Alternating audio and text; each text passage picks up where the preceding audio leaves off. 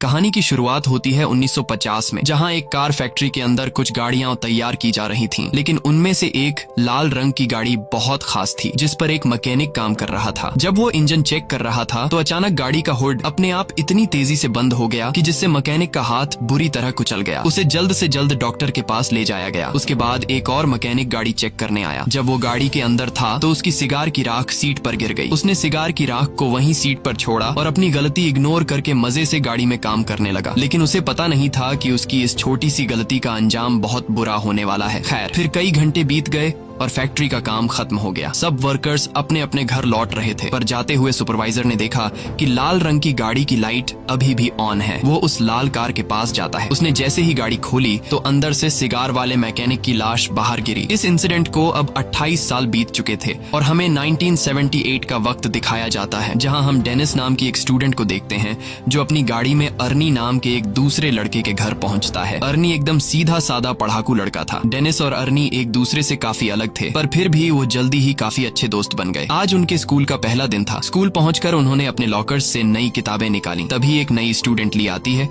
और अपनी खूबसूरती से सब स्टूडेंट्स को अपनी ओर आकर्षित कर लेती है। डेनिस ली को देखते ही उस पर फिदा हो जाता है। बाद में जब डेनिस और अर्नी घर लौट रहे थे तो अर्नी को अचानक एक घर के बाहर एक लाल रंग की गाड़ी दिखाई दी। अर्नी ने जब गाड़ी को देखा तो उसने डेनिस को तुरंत रुकने को कहा। उन्होंने जब पास जाकर देखा तो वो एक पुरानी जंग लगी हुई खटारा कार थी, लेकिन अर्नी को ये कार बहुत पसंद आई। वो वही फैक्ट्री वाली कार थी जिसे हमने कहानी की शुरुआत में देखा था, और अब उसकी हालत बिल्कुल खटारा हो चुकी थी। लेकिन अर्नी को इससे कोई फर्क नहीं पड़ा और वो उसी पल गाड़ी का दीवाना हो गया। तभी गाड़ी का मालिक जॉर्ज वहां आया और उसने कहा कि इस गाड़ी का नाम क्रिस्टीन है और ये उसके भाई की कार है जिसकी कुछ हफ्तों पहले ही मौत हो गई। दरअसल जॉर्ज जल्द से जल्द इस गाड़ी से छुटकारा पाना चाहता था, इसलिए वो इसे सिर्फ $250 में बेचने को तैयार हो गया। डेनिस ने अर्नी से कहा कि इतनी खटारा गाड़ी पर पैसे क्यों लगा रहा है, कोई दूसरी अच्छी सी गाड़ी खरीद लो, इसे दोबारा रिपेयर करने में तुम्हारे बहुत पैसे बर्बाद हो जाएंगे। मगर अर्नी ने बिना सोचे समझे उसी वक्त गाड़ी खरीद ली। फिर शाम को जब वो घर लौटा तो उसके माँ बाप ने उसे गाड़ी खरीदने के बारे में पूछा, जिस पर अर्नी की माँ बहुत गुस्सा हो गई। उसने अर्नी को डांटा और कहा कि जल्दी से इस कार को उसके मालिक के पास वापस कराओ। लेकिन अर्नी ने उनकी एक नहीं सुनी, क्योंकि उसने गाड़ी अपने जमा किए हुए पैसों से खरीदी थी। लेकिन अर्नी की माँ बहुत सख्त थी। उसकी माँ कहने लगी कि ये गाड़ी इस घर में नहीं रहेगी। जिसके बाद अर्नी डेनिस के साथ गाड़ी को लेकर एक गैराज में पहुंचा। वहां वो गैराज के मालिक से मिले, जो एक नंबर का खड़ूस इंसान था। वो उस गाड़ी को गैराज में नहीं खड़ा करने दे रहा था, लेकिन अर्नी बहुत ही शराफत से बार बार उससे रिक्वेस्ट करता है कि प्लीज इस गाड़ी को गैराज में खड़ा कर दो। जिसके बाद गैराज का मालिक मान जाता है और अर्नी को वहां अपनी गाड़ी रखने की इजाजत दे देता है। रास्ते में डेनिस ने अर्नी से पूछा कि उसने क्रिस्टीन जैसी घटिया और खटारा गाड़ी क्यों खरीदी। इस पर अर्नी ने कहा कि उसने ये गाड़ी नहीं चुनी, बल्कि इस गाड़ी ने उसे चुना है। अगले दिन स्कूल में डेनिस लंच के दौरान अर्नी का इंतजार कर रहा था। काफी देर तक जब अर्नी नहीं आया तो वो उसे ढूंढने निकला। तब उसने देखा कि बड़ी नाम का एक बदमाश लड़का अर्नी को परेशान कर रहा था और उसका लंच बॉक्स लेकर अर्नी को चाकू से धमका रहा था। डेनिस ने बीच में आने की कोशिश की, तभी बड़ी ने लंच जमीन पर फेंक दिया और अर्नी को उस पर गिरा दिया। इससे बेचारे अर्नी का चश्मा गिर गया तो बड़ी ने उसे अपने पैरों तले कुचलकर तोड़ डाला। उसके बाद बड़ी अर्नी की हालत पर हंसने लगा, पर तभी डेनिस ने मौका देखकर बड़ी पर हमला कर दिया। उसी समय बड़ी की गैंग ने डेनिस को घेर लिया। तभी जल्दी ही एक टीचर ने वहां आकर लड़ाई रुकवाई। अर्नी ने टीचर को बताया कि बड़ी ने उसे चाकू से धमकाया है, लेकिन बड़ी ये मानने को तैयार नहीं था। तब टीचर ने उसे अपनी जेब खाली करने को कहा, तो बड़ी जेब खाली करते वक्त उसकी जेब से वही चाकू निकला। आखिरकार टीचर ने बड़ी और उसके गैंग को ऑफिस में भेज दिया, जिसके बाद बड़ी को स्कूल से निकाल दिया गया। इसी तरह कई हफ्ते बीत गए और आर्नी दिन रात मेहनत करके गाड़ी ठीक करने में जुटा हुआ था। उसी वक्त गैराज का मालिक आता है और वो आर्नी की रिपेयरिंग के काम को देखते हुए उसे अपने साथ काम पर रख लेता है। वो आर्नी से कहता है कि काम के बदले में तुम अपनी गाड़ी के लिए कुछ पुर्जे इकट्ठा कर सकते हो। आर्नी ने इसके लिए हाँ कर दी और फिर दिल लगाकर गाड़ी ठीक करने में जुट गया। मगर उसे इस बात का एहसास ही नहीं हुआ कि गाड़ी को ठीक करते करते उसे क्रिस्टीन से हद से ज्यादा लगाव हो गया है। अगले दिन स्कूल में कुछ दोस्त नई लड़की ली के बारे में बात करते हैं और डेनिस को चैलेंज करते हैं कि वो लाइब्रेरी में जाकर ली से बात करके दिखाए। वो अपने दोस्तों के चैलेंज को एक्सेप्ट करते हुए ली के पास पहुंच जाता है, लेकिन बातचीत करने से पहले ही ली डेनिस से कहती है कि उसके पास पहले से ही एक बॉयफ्रेंड है। डेनिस को ये बात बहुत बुरी लगती है और दोस्तों के सामने शर्मिंदा होकर टेबल छोड़ देता है। फिर शाम को डेनिस आर्नी से मिलने गया, क्योंकि वो काफी दिन से मिले नहीं थे। लेकिन उसने देखा कि आर्नी पहले से बहुत ज्यादा बदल चुका था। वो बिना चश्मे के स्टाइलिश कपड़े पहनकर एकदम हीरो टाइप लग रहा था। वो ज्यादा देर डेनिस से बात करने के लिए भी नहीं रुका रुका और गैराज में काम करने चला गया। उसकी माँ ने उसे रोकने की कोशिश की, लेकिन आर्नी उन्हें इग्नोर करके चला गया। आर्नी की माँ ने डेनिस से कहा कि वो आर्नी और उसकी नई गाड़ी की वजह से बहुत परेशान है, क्योंकि उन्हें पता चला था कि गाड़ी के पिछले मालिक की गाड़ी के अंदर ही दम घुटने से मौत हो गई थी। ये सुनकर डेनिस जॉर्ज से मिलने पहुंचा तो जॉर्ज ने उसे अपने भाई की कहानी सुनाई। उसने बताया कि जब उसके भाई ने क्रिस्टीन को खरीदा था तो वो पूरी तरह उसका दीवाना हो गया था। उसी गाड़ी में उसकी पत्नी और बेटी ने भी अपनी जान गंवाई थी और फिर उसके भाई की मौत के बाद ये गाड़ी न जाने कैसे खुद ब खुद जॉर्ज के घर के बाहर आकर खड़ी हो गई। ये सुनकर तो डेनिस और भी घबरा गया, जिसके बाद वो फैसला करता है कि गाड़ी पर जांच पड़ताल के लिए वो गैराज में जाएगा। जिसके बाद डेनिस चुपके से गैराज में पहुंच जाता है। उसने गाड़ी खोलने की कोशिश की, पर जैसे ही उसने हैंडल खींचा तो रेडियो अपने आप ही चालू हो गया और डेनिस तुरंत वहां से भाग जाता है ताकि उसे कोई देख न ले। अगली सुबह डेनिस स्कूल स्टेडियम में फुटबॉल खेलने जाता है। डेनिस खास गोल मारने के बारे में सोच रहा था कि तभी अचानक उसने आर्नी को वहां आते देखा और उसकी गाड़ी क्रिस्टीन तैयार होकर चमक रही थी, जिसे देखकर बडी और उसके दोस्तों को जलन महसूस हुई। ली भी गाड़ी से बाहर आई और उसने सबके सामने आर्नी को चूम लिया। ये देखकर डेनिस को बिल्कुल भी अच्छा नहीं लगा, क्योंकि वो ली से बहुत ज्यादा प्यार करता था। डेनिस को गुस्सा आ जाता है और गेम से उसका फोकस हट जाता है।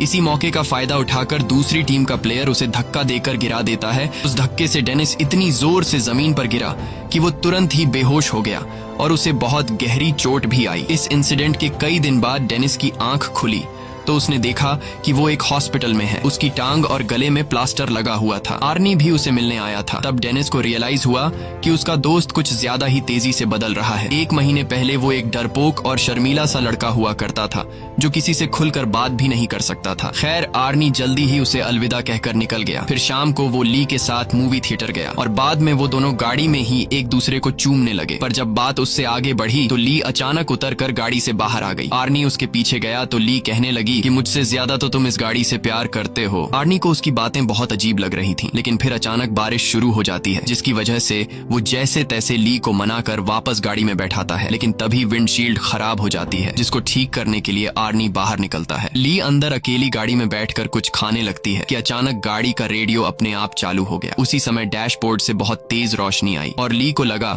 कि उसका गला घुट रहा है, उसे सांस नहीं आ रही थी। तो आर्नी तुरंत उसकी मदद के लिए दौड़ा, मगर गाड़ी अंदर से लॉक हो चुकी थी। उधर ली दम घुटने से मरने ही वाली थी कि बिल्कुल सही वक्त पर वो अंदर से दरवाजा खोलने में कामयाब रही और तभी साथ खड़े एक आदमी ने जैसे तैसे उसे खींचकर बाहर निकाला। ये देखकर आर्नी को उस आदमी पर गुस्सा आया। आर्नी को लगा कि वो आदमी ली के साथ फ्लर्ट कर रहा है, पर वो आदमी तो सिर्फ ली के गले में फंसा हुआ खाना निकाल रहा था। ये सब होने के बाद आर्नी ली को घर वापस छोड़ आया। ली गाड़ी से निकलते ही घर में घुस गई और उसने कहा कि वो आर्नी से कोई बात नहीं करना चाहती। आर्नी ने उससे माफी मांगने की कोशिश की, पर ली के दिमाग में ये बात कंफर्म हो चुकी थी कि इस गाड़ी ने मुझे मारने की कोशिश की है। और तो और उसे लगता था कि क्रिस्टीन उससे जलती है, क्योंकि जब भी वो गाड़ी में एक साथ होते हैं तो कुछ न कुछ गड़बड़ हो जाती है। ये सब सुनकर आर्नी को लगा कि ये ली का सिर्फ वहम है, इसलिए उसने कहा कि वो कल बात करेंगे। फिर आर्नी वापस गाड़ी में बैठा, मगर गाड़ी चालू ही नहीं हो रही थी, जैसे क्रिस्टीन नाराज हो गई हो। तब उसने क्रिस्टीन से बात करते हुए कहा कि आज ली के साथ जो भी हुआ इससे कोई फर्क नहीं पड़ता, क्योंकि वो हमेशा प्यार सिर्फ क्रिस्टीन से करेगा। उसके बाद उसने चाबी घुमाई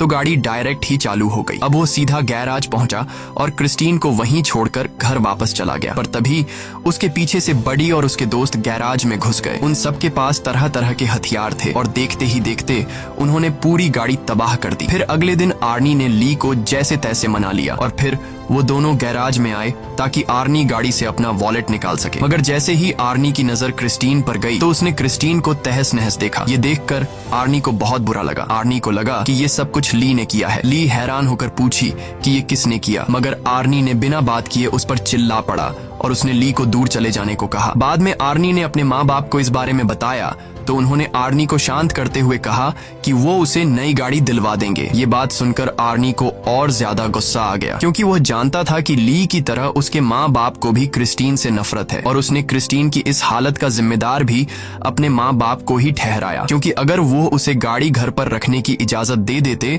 तो आज वो सही सलामत होती। फिर वो उन्हें और भी बुरा भला कहकर अपने कमरे में जाने लगा। उसके पापा ने उसे पीछे से पकड़कर अपनी माँ से माफी मांगने को कहा, मगर आर्नी और भी बुरा भला बोलता ही जा रहा था तो उसके पापा ने उस पर हाथ उठा दिया। आर्नी जवाबी कार्रवाई में अपने बाप को गले से पकड़ता है और करीब अपने बाप को मारने ही वाला होता है कि तभी वो उसे छोड़ देता है। उसके बाद वो चुपचाप घर से बाहर आ गया। वो सीधा क्रिस्टीन के पास पहुंचा और एक बार फिर से एक एक पुर्जा जोड़कर उसे ठीक करने का फैसला किया। मगर उसने अब जो देखा उसके पैरों तले जमीन ही खिसक गई। उसने देखा कि मानो जादू से गाड़ी अपने आप ही ठीक हो रही थी। आर्नी ने खुश होकर गाड़ी से पूछा कि वह और क्या क्या कर सकती है, और तभी क्रिस्टीन बिना मेहनत के पूरी तरह से ऑटोमेटिक खुद को रिपेयर कर लेती है। अगले सीन में हम रात को मूची नाम के एक लड़के को देखते हैं जो बडी का साथी था। वो सड़क के बीचों बीच एक ट्रक को रोक कर उसे लूट रहा था। अचानक उसे दूर से गाड़ी के इंजन की आवाज सुनाई दी। उसने थोड़ी पास जाकर देखा तो पता चला कि ये तो क्रिस्टीन है, जो एकदम नई होकर उसके सामने आकर खड़ी हो गई थी। वो समझ गया कि आर्नी को पता चल गया है कि उसने ही बडी के साथ मिलकर क्रिस्टीन को तहस नहस किया था। अब वो आर्नी से माफी मांगने लगा, पर अचानक गाड़ी की हेडलाइट जली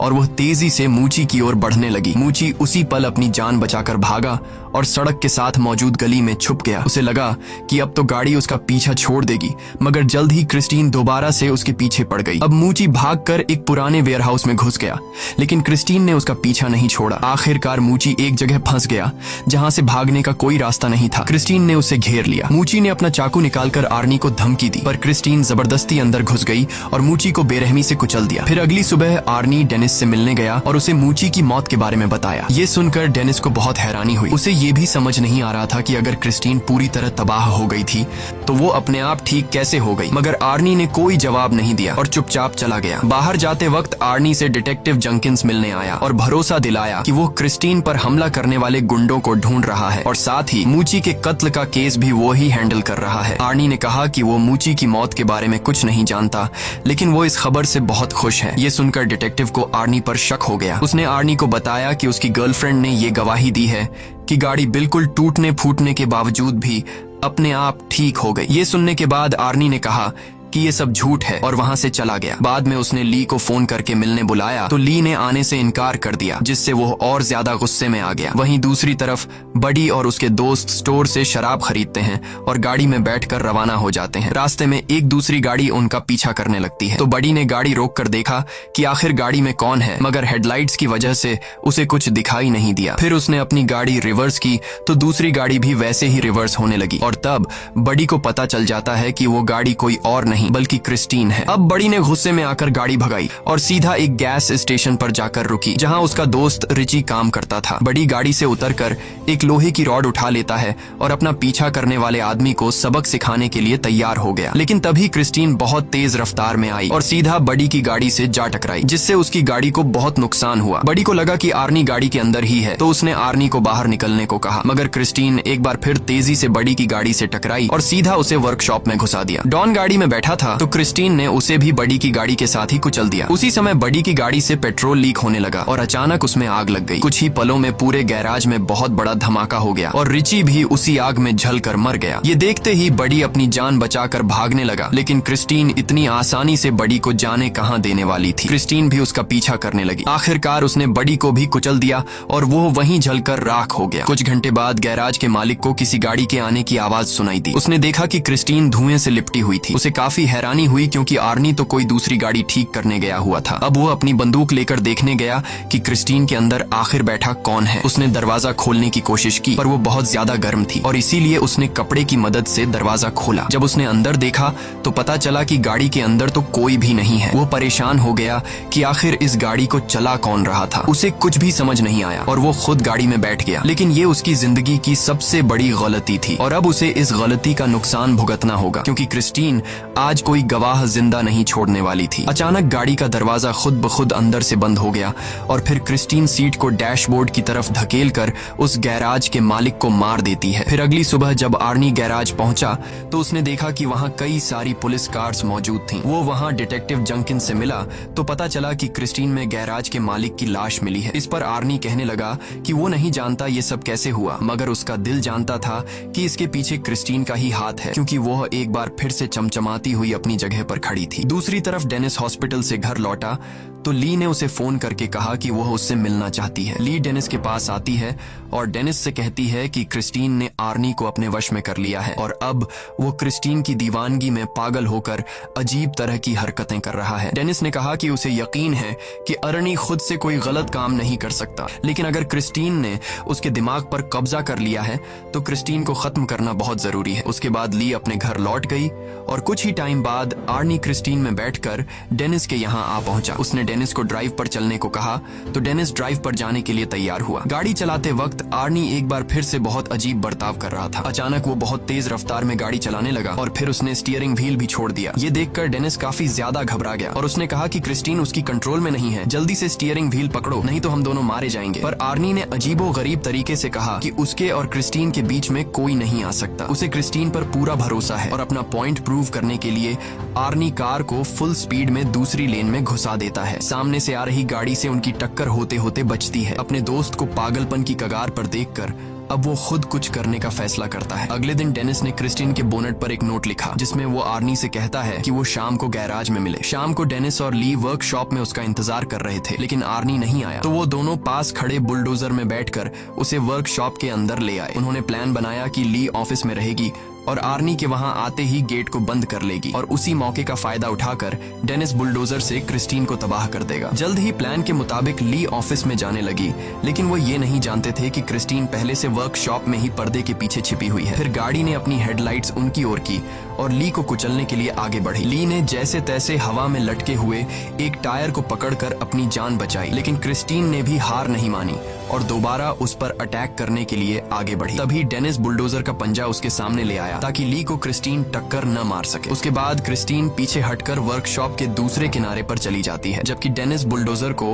उसके फ्रंट साइड पर ले जाता है। अब दोनों गाड़ियां एक दूसरे के आमने सामने आ गईं और पता चला कि क्रिस्टीन अब अकेली नहीं चल रही बल्कि आर्नी उसकी मदद कर रहा है। अब वो पूरी तरह से गाड़ी के कंट्रोल में था। अचानक गाड़ी ने अपनी हेडलाइट्स उनकी ओर की और कुछ ही सेकंडों में खुद को पूरी तरह ठीक कर लिया। बदकिस्मती से एक्सकैवेटर ने भी काम करना बंद कर दिया था जिसके बाद डेनिस उसे दोबारा स्टार्ट करने की कोशिश में लग गया। इसी दौरान गाड़ी ऑफिस की तरफ ली को हमेशा के लिए खत्म करने के लिए दौड़ पड़ी। वो सब कुछ तोड़ती हुई ली की ओर बढ़ी लेकिन इस जबरदस्त टक्कर की वजह से आर्नी विंडशील्ड तोड़ता हुआ बाहर जा गिरा। ली उसे देखने के लिए आगे बढ़ी कि आर्नी को क्या हुआ, पर आर्नी अचानक उछलकर उसे डरा देता है और उस पर हमला करके उसे पकड़ लेता है। लेकिन बदकिस्मती से उसके शरीर में विंडशील्ड के शीशे का एक बड़ा टुकड़ा घुस गया था। आर्नी ने अपने मरते हुए लम्हों में अपनी प्यारी गाड़ी को छूने की कोशिश की लेकिन उसका शरीर जख्मों को बर्दाश्त नहीं कर पाया और क्रिस्टीन के सामने ही दम तोड़ देता है। ली फौरन उस जगह से भाग जाती है लेकिन क्रिस्टीन ने बदला लेने के लिए तुरंत रिवर्स गियर लगाकर उसे कुचलने की कोशिश की लेकिन लकीली उस वक्त पर ली तो बच निकली और गाड़ी एक पिलर से टकराकर उसमें अटक गई। उधर डेनिस इस मौके का फायदा उठाते हुए क्रिस्टीन की तरफ बढ़ने लगा। उसने गाड़ी में जबरदस्त टक्कर दे मारी लेकिन गाड़ी अब भी उसका सामना करते हुए बचने की कोशिश कर रही थी। क्रिस्टीन दोबारा से ली की तरफ बढ़ी लेकिन डेनिस ने एक्सकैवेटर के पंजे से उसे पीछे से कुचल दिया। इस हमले से उस गाड़ी की ताकत थोड़ी कम हो गई। ली जल्दी से एक्सकैवेटर में डेनिस के पास पहुंची लेकिन उधर क्रिस्टीन फिर से एक्टिव होकर खुद को ठीक करने में लग गई थी। मगर इस बुरी शक्ति को हमेशा हमेशा खत्म करने के लिए डेनिस ने बुलडोजर स्टार्ट करके क्रिस्टीन के ऊपर चढ़कर उसे पूरी तरह कुचल दिया। वो अभी भी बचने की कोशिश कर रही थी लेकिन इस बार वो पूरी तरह तबाह हो गई। उनकी ये लड़ाई आखिरकार खत्म हो गई और अगले दिन डेनिस और ली जंक यार्ड में डिटेक्टिव जंकिंस से मिले। वहां उन्होंने देखा कि क्रिस्टीन पूरी तरह से कबाड़ में बदल चुकी थी। आखिर में तीनों वहां से चले गए लेकिन तभी हमने देखा कि क्रिस्टीन का एक छोटा सा टुकड़ा अपने आप हिलने लगा जिससे पक्का हो गया कि वो शैतानी गाड़ी अभी भी जिंदा थी। और इसी के साथ कहानी खत्म हो जाती है। अगर वीडियो आपको अच्छी लगी हो तो हमारे चैनल को जरूर सब्सक्राइब कीजिए।